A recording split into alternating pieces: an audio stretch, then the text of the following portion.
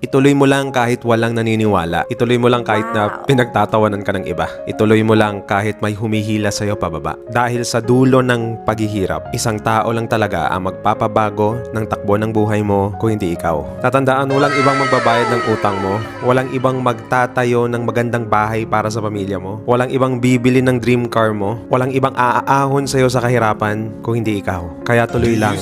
Dahil ang mga pangarap mo, ikaw lang din ang makakatupad. Naniniwala ako sa'yo. Taon mo to.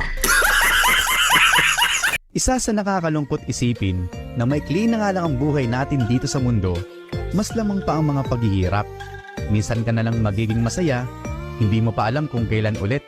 Ito rin ang dahilan kung bakit mas namimiss natin ang nakaraan kaysa abangan ang kinabukasan. Pero napansin niyo na rin ba ito?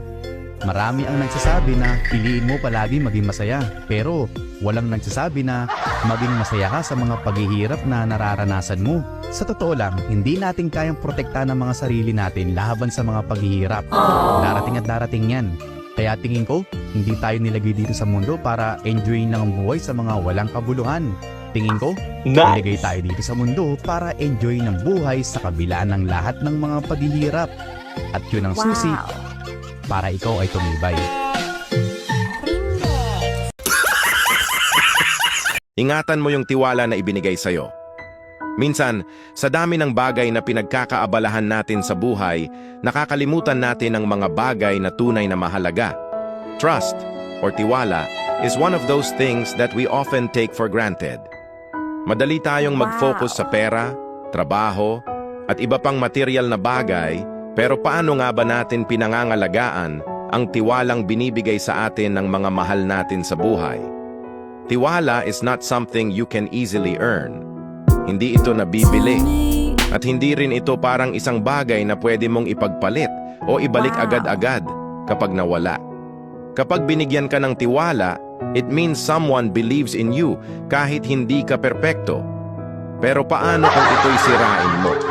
Kahit anong pagsisisi ang gawin mo, minsan hindi na ito maibabalik sa dati. Remember, money can always be regained. Kahit mawalan ka ng pera, may paraan para bumangon ulit. But trust is different.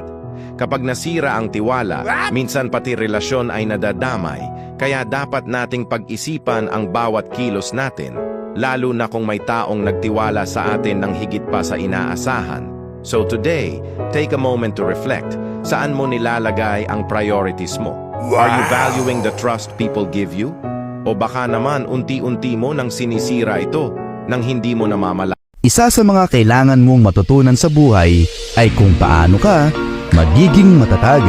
Dahil darating at darating sa punto ng buhay mo na kahit gaano kabuti ang mga ginagawa mo, meron pa ring ahadlang sa'yo at hindi rin maiiwasan na magkaroon ng sama ng loob.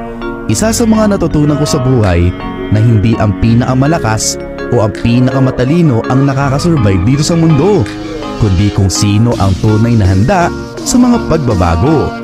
Ito ay isang munting paalala na ang pagiging matatag sa buhay ay hindi tungkol sa mga pagtitiis. Ito ay tungkol kung paano mo haharapin ang mga pagbabago.